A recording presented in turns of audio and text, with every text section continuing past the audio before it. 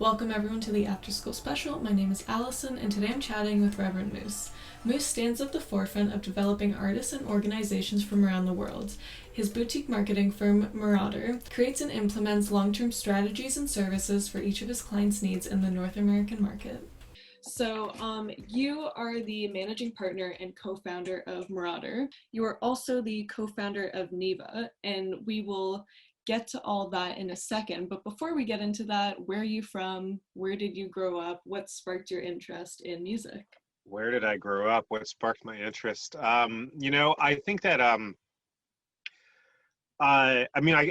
you can probably tell from my background because it looks like I live in one, but I'm from a college radio background, and so for me, college radio was really important to discovering music and to certainly finding the bands that I would end up championing outside of what you listen to with your friends in high school. And I'm old enough that was the only way to find out new music was like your friend circle or the radio station. And that was where we all discovered bands. So like you would one person would buy a record, and then if they were nice they'd let you, or I guess it would be a tape, and then if they were nice they'd let you copy it, and then that's how you found stuff, or you'd record it from the radio or whatever the case it was. And at college radio, everybody just sent me music, and that was like the gift was I didn't have to go and look for it, and I just had to take the time to listen to it myself. So the idea of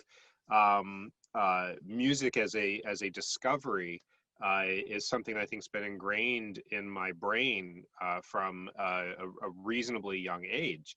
I think that a lot of my own personal relationship with music is probably similar to how people have relationships with humans, where it's like, I remember where we met, right? I remember what we were doing. I remember what I was wearing that day, or where we were eating, and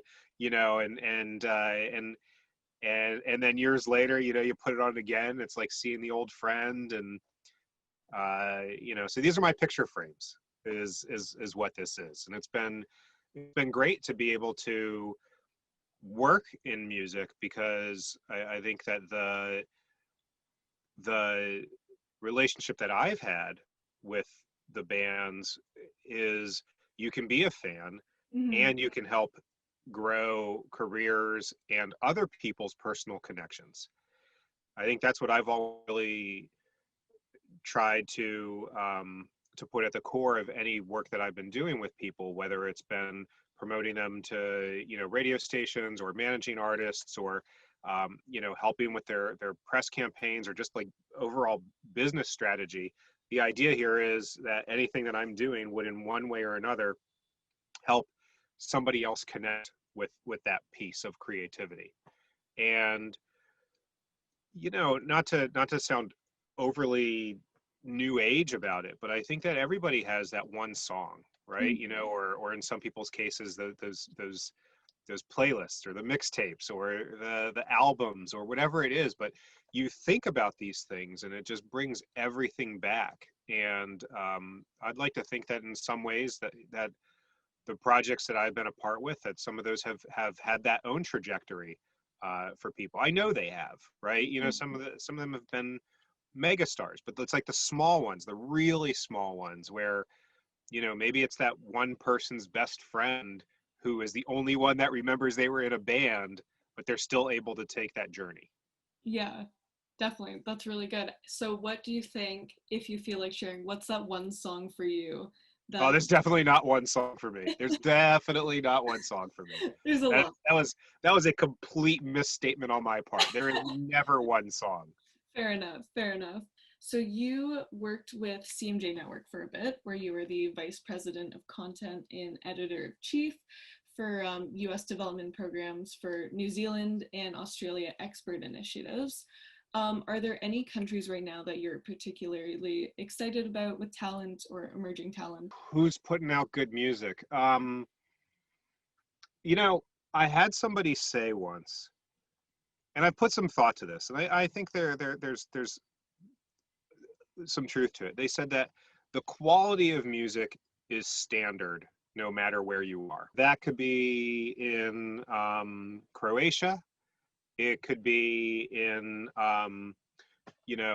Vancouver, right? And the idea behind that was, it's not about whether somewhere or someone is capable of making good music. It's about the access point to it. Yeah. And I think that a lot of the work that I've been doing for the last decade or so has been about trying to help create more productive channels of access to music from other parts of the world. Now, for North Americans, it's everything is given to us. Yeah. You turn on whatever device it is you turn on, and boom, here's something new. And you really don't put too much thought into the process that it took to get from wherever it started to your ears. Yeah. I think that for most of the rest of the world, they're experiencing the same thing, but they're experiencing that North American influence on what it is they're already doing. And so the pride and the hurdles that come with being able to take something from your local neighborhood, or your neighbor or your schoolmate or whatever it is, and be able to put that in a channel where North Americans would take it for granted, like that's a huge journey. Yeah. And that comes with all of the behind the scenes struggles that nobody really wants to acknowledge, because when it works, it always seems easy. When Usher takes Bieber under his wing, right, you're like, well, of course, yeah, I mean, look, Usher did that and this and that, all these other things, but you don't see all of the other pieces, or all the people that didn't get those opportunities and what they're doing. So they might not be mega stars, but they might still have successful careers, or be productive in their own locality, or just be doing something that's so incredibly cool that it's a shame that other people aren't able to latch onto it in their own way. So I think that what I've been doing for a lot of the last decade has been building out these I'd call them export strategies, but exporting from other countries specifically to North America. And it's not just a matter of saying, hey, here's a cool band and you should play this, and this band happens to be from Reykjavik or wherever it's from. It's really a matter of working with the local industry, the record labels, the managers, the publishers, the booking agents. A lot of the countries have export offices, and building out that network and that knowledge base, so people are able to replicate and increase and improve their success rates. So the work that I'd been doing at CMJ was very much in the early foundation of this type of program. I think before export program was common parlance, and the national program that Australia uses, Sounds Australia, didn't exist at the time. And I was there at the early stages of that creation, and watching New Zealand's program and working with them to build that out, where it went from, and we actually tracked the numbers, like it went from, there were, I don't know, one or two, Kiwi artists that had charted on any CMJ chart, before we had started. And then at the end we had, a couple dozen or something. So you can see like that math actually working. You can look at the reports that Sounds Australia is doing, and you can show the success rates from prior to their existence. And don't get me wrong, there's always going to be a Kylie or the Vines or an AC/DC or something like that. But how do you make that success rate more consistent?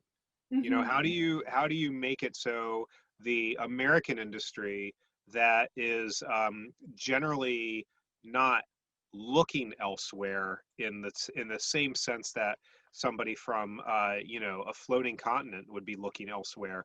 There's how do you create easier access, lower the barriers to entry, and then make it so that economy that grows out of that band from Western Australia is able to still work with their manager from Western Australia, and then partner with somebody in London and not feel like they have to give up their rights, but do it in a way that is constructive for growth, and then build that and bring it over to the US, which is obviously a much bigger territory and has different challenges that are built into it. So I think that's what I've been spending the last decade or so of my life being able to do, and all of that has certainly been very very focused on the independent world by default, because the major system has its own network and its own system, and it's easier to graduate through the major system if you have a hit than it is if you are independent and you own your own rights and you're putting together your own team.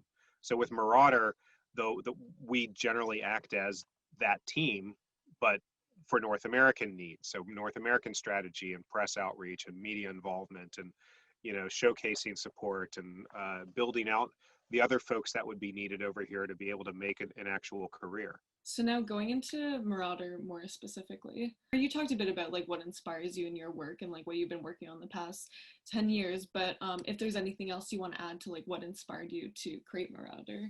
I've been working with a lot of these managers and record labels and export offices, and a lot of the work that they wanted or they needed wasn't so easily defined. And so when we started Marauder, our feeling was, what if we could just kind of, I know this sounds very basic, but like, what if we could just find a way to help them in a methodical and constructed manner that allows us to be able to change as their needs change, and we can grow. And a lot of that was based on, how larger independent labels or management companies would run, right, where they do a lot of the different aspects in-house, as opposed to the bigger labels, which would have like entire departments that could handle things, and maybe would outsource some of the bigger pieces. And we figured, especially at the time when it was, singles were not necessarily as supported from an American point of view, at least not for emerging artists, like they are now.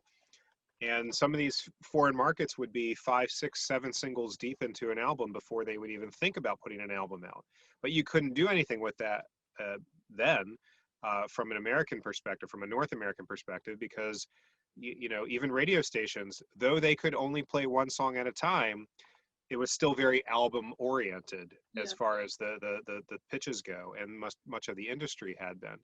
So our feeling was, if you're an artist that is seeing some success in your own territory, and you're feeling that it's time to be able to go on a national basis or continental basis with North America, then let's figure out what pieces do exist, and let's find the touch points that we can grow upon. So maybe, instead of putting all of your eggs in that one basket, like, saying, hey, we're going to create a cool video, or we're going to play one tour, and we're going to put every effort we have behind that. Let's build out the same program, but let's be a little bit more methodical in our approach, and let's stretch it out for a longer period of time. Yeah.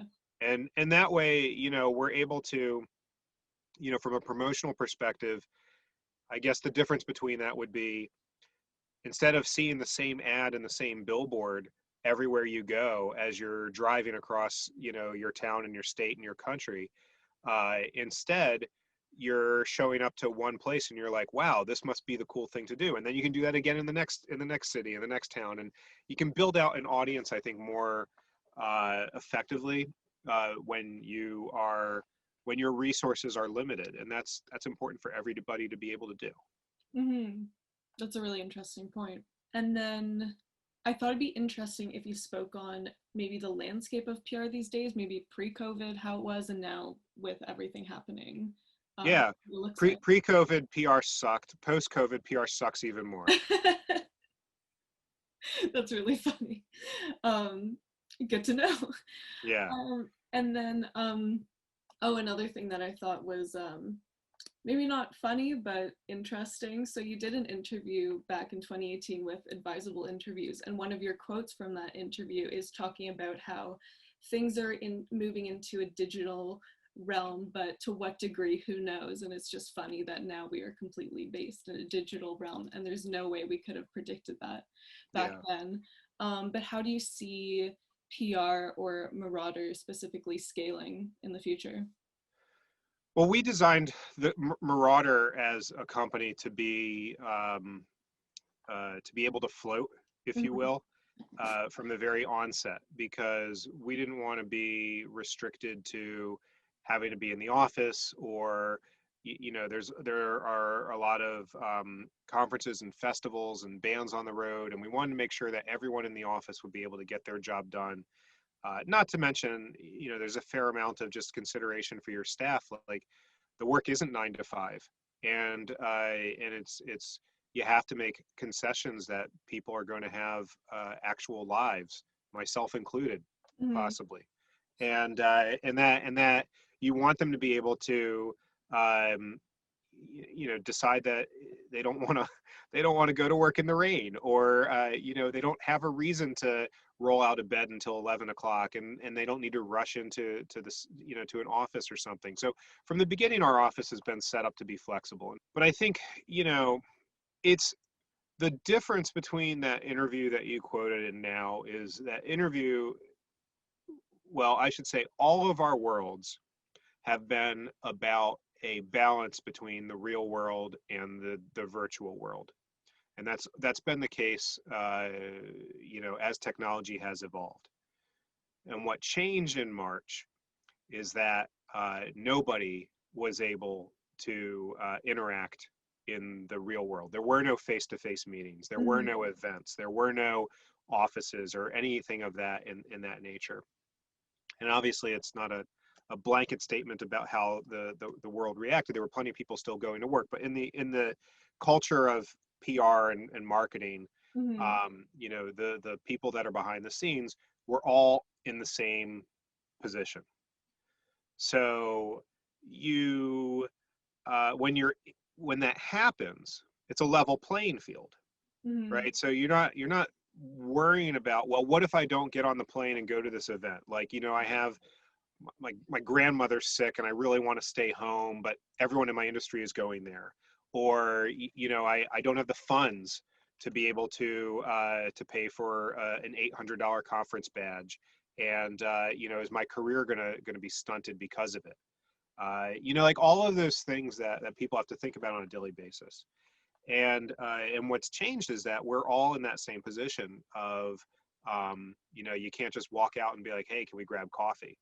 And Mhm. if anything, it's more of a nuisance to just call someone up and shoot the shit for a bit, because everybody is so consumed with what they have in front of them.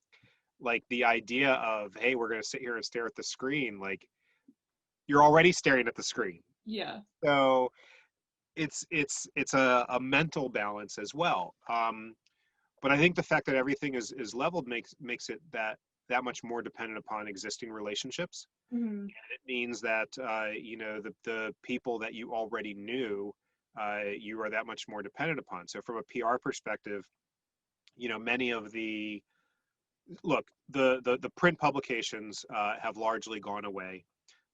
Digital publications are largely beholden to massive ad conglomerates, and that means that the independent sector is going to be the one that most suffers, and that is always going to affect arts and culture, always. Mhm. Mhm. So there were a lot of very quick layoffs at the beginning of the pandemic, and I guess the question that was probably I would assume on executives' minds was, we've made it this far. Is there any further to go? And the pandemic helped them with that answer. Right. But it has put a lot of very smart and talented people out of work. It has made it more difficult to get um, creative support, if you will, Mhm. when you're talking specifically about music, with a lack of editorial outlets. And I don't just mean their existence. I mean people giving opinions and writing about it and thinking about the creative process. Like, when it all comes down to algorithms, then you lose the element that says, I just kind of think this is cool, and latching on to somebody because they just think it's cool, and you kind of think they're cool, and therefore you're open to whatever it is they're going to play. Because I don't see, the the unfortunately, with with AI doing most of the decisions as far as curation, and even the people that are involved. We're in a click culture, right? So if it's not getting clicks, then it's not worth it. Is Mhm. what's coming down, and so it just furthers the gap between the haves and the have-nots. Here's something really cool that I did. I have some access to movers and shakers. I got some access to money, so they're not on their own. So I'm not on my own, and I'm going to do some stuff here and let's see what happens. And you can do that, and you can go to a certain length, right? Like you can get, especially with the low barrier to entry with ads these days, online ads. Like you can build up your audience and your following, but the the idea that you know P, the difference between PR and just more tangible metrics is that the metrics show you what you have, Mhm. right? That's what they show you. Mhm. This is my inventory, if you will. Yeah. I think PR shows potential. And if you're growing a business, which is what any artist is, that's thinking along these ways. If you're growing a business, then you don't just want to know what the inventory is that you have. You want to know what your potential is to sell that inventory and where you can go from there. How do you grow that? How do you expand your business? Mhm. And that editorial component, that human element, is where that comes from. So the less there is that human element or that PR component or the editorial aspect of it, the less likely it is that somebody is just going to magically vibe without all of the other numbers working in your favor. Mhm. And so you need the crate diggers of the world to, in whatever function they are, right? And they could be playlist curators, they could be, people that put songs on ads. You need those people to be in a position where they can take risks Yeah. and they can put themselves out, put their own reputation out on a limb, and say, "I like this because I like it, and maybe you will too." And Mhm. then all of the other pieces need to fall into place. The team needs to be able to be a band for the band needs to be able to exist for longer than the first 6 months of their career, right? They need to put out a second record. They Yeah. need a manager that can give them good advice. They need publishers that can help them generate income so they can put money into those first few tours where they're going to lose money. And they need a booking agent that can understand what genre it is that they not only are, but what they're trying to be. Mhm. All of these pieces, all the success stories come from the surrounding people. But the ultimate, art needs to be there first and foremost. Definitely. And I like what you said about the idea of people need to take risks on things because one quote I have, you did an interview a month ago actually with, what is the name of this? Audio Talks, Music in the City, which was the name of the episode. And one of the things you say about the pandemic is that people are less likely to take risks right now. So it's not just affecting the live sphere, it's affecting everyone. And I guess that brings us into our chat about NIVA. So, how did that come about? We, as Marauder, we run Independent Venue Week in the U.S., and we did have we started a series, a weekly series of town hall style conference calls with venues and promoters, and that still continues to this day. And we started that, uh, depending on where your locality is, 1 to 4 days before the shutdown. And that was essentially something's happening. South by was canceled. Shit's about to hit the fan. We don't know what this is going to look like, but let's just all get through this together. And so it was like the creation of, we had a national network of independent venues and promoters, but this wasn't the reason for it, right? That it wasn't designed to be a communication channel. Yeah. But that's what we ended up creating. And from that, very quickly, like as in like 3 weeks or something like that, it was very clear that we needed something else. The venues and the promoters needed their own presence on Capitol Hill in DC, and they needed their own lobbying force. And that's not what Independent Venue Week was set up to be. So the National Independent Venue Association was launched, NIVA was launched. Right. So the organization is, as of the date of this recording, 5 months old. Okay, yeah.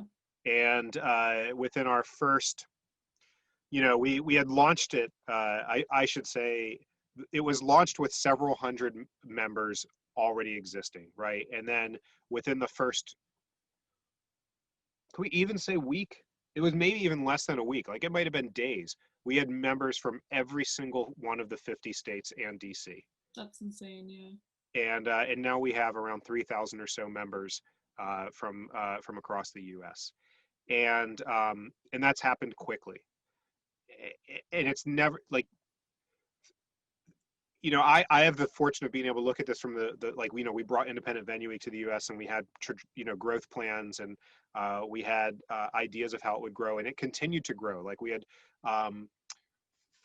4 times the number of venues from the first year to the second year. We were going to double the number of venues from the second year to the third year. Like you can see how this is, obviously it's not just a matter of like, hey, this would be cool if we did it, but there's a need for it. And so like being able to have NIVA exist in the most needful time, and having it come together so quickly, and having thousands of individuals that are helping to be able to make this work, that's why we've been able to generate 2 million letters to Congress.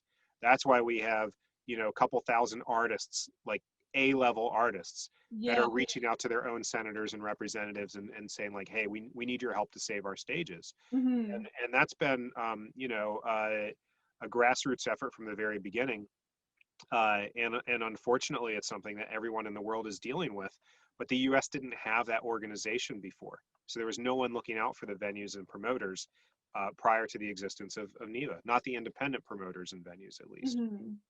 Yeah, and like you were saying, some of the artists that spoke out about the Save Our Stages, I was going through, I think it was on the Twitter account, I saw like Elton John said something, the Dave Matthews Band was a part of it too. I think Ali and AJ were selling merch where part of it went to the Save Our Stages too. So it's really nice to see that artists are also taking the initiative. Yeah, look, I'm gonna call them out like specifically because Ali and AJ, like from the beginning, I mean, there were emails. It wasn't like, oh, here's my manager and can you reach out and I want to be involved. It was like, I got the email, right? Like that's how it's worked for all of these artists. And so like think about that from a just as like a moment in time, Mm-hmm. that these people, some of them are mega stars, are on email threads and they're like, what else do you need? Mm-hmm. How else can I help? What can I do that would be of help? And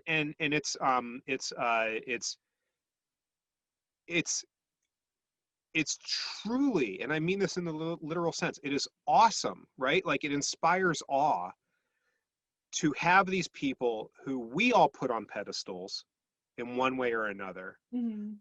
whose worlds have been rocked so hard, but they're still taking the time to sit there and go, maybe I haven't played your venue in 30 years, but this is the most important thing to me right now, and I'm putting everything else on pause. I'm running a fundraiser for you. I'm generating traffic. I'm using my mailing list, my Instagram, whatever it is I can do. And like that, I think it is a fully overwhelming feeling Mm-hmm. to know how important this is and how many people are fighting for this cause. And it's not just the common voter, right? But Mm-hmm. that ultimately is who's driving so much of the chatter. We have Congress people that are doing this. We have megastars that are doing this.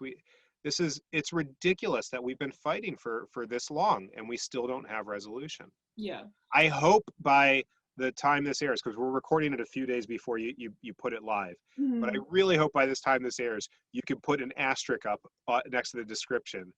And I would love if that were the case, Mm-hmm. because if it's not, I can tell you every single day that goes by, I get another notification of another venue closing for good forever. Yeah.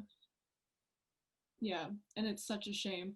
Do you have any call to actions for people, whether it's fans, whether it's more artists to get involved or other people in the industry? Like, what do you think needs to happen next? Well, we need Congress to pass legislation that will specifically help, and we're supporting 3 different three different bills, but the most important in this case is Save Our Stages Act, which Mhm. is certainly named after the last several months of us, grinding and trying to get attention there. And that is a grant program, a $10 billion grant program that will help save or help fund venues, independent venues, promoters, managers, booking agents, Broadway, etc. Right? We're talking about essentially a complete lack of income for this sector.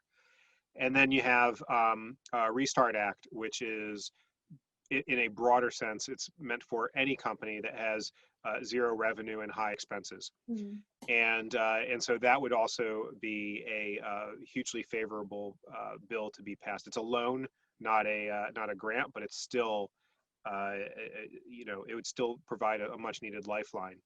NIVA has its own emergency relief fund, which we are actively raising funds for to try to fill that gap between what the government will or will not provide to support and where people are, because it is I don't think there was an article in the New York Times last week about with all the closures or potential closures of jazz clubs, we're going to lose live jazz music. Mhm. Like, that's an entire genre that's going to disappear because they're mostly independently owned venues, and they're just not going to be here in another month or two. And we're going to lose the next genre of music because there won't be anybody taking a risk on a local band just because they're doing something cool and they got a lot of friends that can fill the room. And Mhm. we're gonna risk those cool international bands that are going to be the next K-pop that haven't necessarily shown the numbers yet, because there's not going to be a local promoter that's willing to put a risk put his own money on the line Yeah. and say, you know what, I love this enough, I'm gonna commit to a show, book the rest of your tour. Mhm. Like, we're going to lose all of that. Mhm. Everything we've just spoken about, we're going to lose if we can't figure out how to save our stages. And as far as what can people do, the most effective thing they can do is reach out to their congressperson and tell them that they need to save our stages. And they can do that through saveourstages.com. Mhm. And they can do that in a manner that is simple. They just fill in their name, hit send, boom, it's done. Mhm. Or they can write their own letter, and they're reading these letters. We're told they're making a difference. Yeah, definitely. And in terms of the Save Our Stages link, I'll put those all in the description of this video so people can easily check those out. And I'll also add in the link to the podcast you did a month ago, because it's like an hour long. You talk about this in a lot of depth. So I also recommend anyone watching this goes check that out. And then there was another question I had on that topic. Oh, the YouTube channel that just launched, I think it was this week or a few days ago. YouTube partnership. So NIVA and YouTube Music have entered into a partnership. Well, or you know what? YouTube Music is supporting NIVA's emergency relief fund. And the details of that have yet to be announced, but the Mhm. idea behind that is that we do have this emergency relief fund. We are raising funds to be able to directly go to the venues and promoters that are in the most dire need. And YouTube Music is going to be able to help, with the awareness and the programs that would drive donations into that, which is fantastic. I mean, to be able to work with people that have such a global platform, Mhm. and know that they are all in. We didn't exist 5 months ago. Yeah, Like, that's crazy. it's like we don't. It would be great to still be having the conversations of, wouldn't it be cool if one day they were a trade organization to support independent venues and promoters, and be like, yeah, let's have that conversation in a few months. I'm kind of busy right now. Mhm. That would be amazing. Mhm. But that's not the world that we're in right now. And so we are all banding together to be able to help our neighbors, that because we're not all going to make it through this. And we've already lost dozens of venues, and I think that most of the more than that, actually, but most of the ones that held on this long. Because when we started, we did a quick survey and we found out that 90% of America's independent venues and promoters will close for good if we can't get federal funding in the first 6 months. And we know for a fact that most people that have not yet closed are holding out for Congress to do something. Mm-hmm. They have to do something, and it's yeah, exactly. It's just yeah. Yeah, it's scary. It's definitely scary isn't even the right word for it. Well, on that note, I think we should leave it in a place of just encouraging people to go take action and do their part. But I just want to thank you so much for your time and for speaking with me today. Yeah, that was great. Thank you so much for that. Allison, thank you. I meant it. This is the most prepared for interview. It's more prepared than any interview I've ever done on either side of the microphone. So I'm excited for this. I'm excited to see the end result. Thanks so much to everyone who watched my interview with Moose. Be sure to keep an eye out for our next speaker announcement, which will be up soon.